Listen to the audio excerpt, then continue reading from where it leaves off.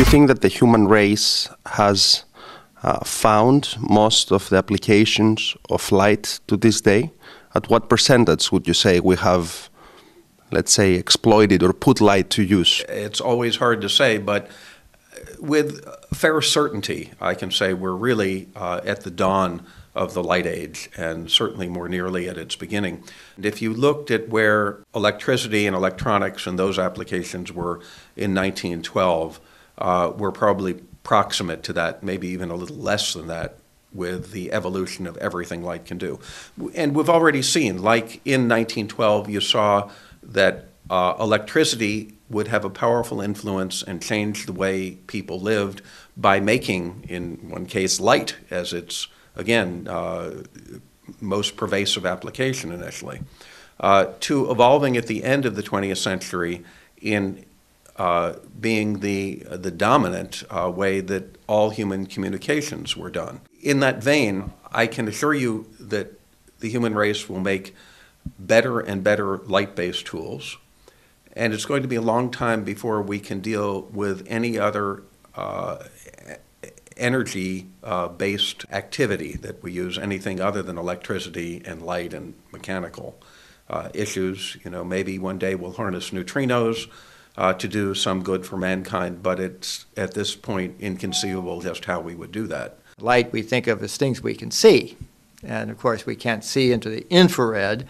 and we can't see into the ultraviolet because of our limitations of our sensors, our retina and eye, and the result is that what we think of as light is a very narrow range of the electromagnetic spectrum that's out there.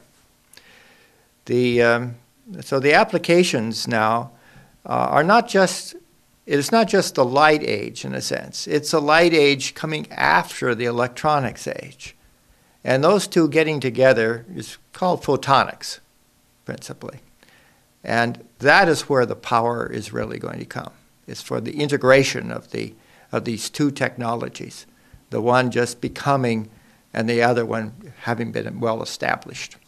For many years to come, certainly the next 100 years, and perhaps the next 1,000, light is going to be the dominant tool that we have for selectively placing energy in exactly the right place and space to influence exactly the most precise entities of our desire of anything that has come before, and nothing on the horizon will displace that. So I would imagine 100 years from now, people will be looking back at the tools we have today, much like we look back at electronic tools in 1912. It's nearly back to the Stone Age.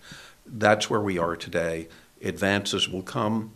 They will permeate all of human existence, and particularly they will permeate medicine. For example, in surgery, the outcome of that, the destiny of that, clearly is evolving into more and more of surgeries being done rather than by human hands, but at least in part, and maybe one day entirely, under robotic control, which are, again, themselves controlled by computers, overseen by human beings.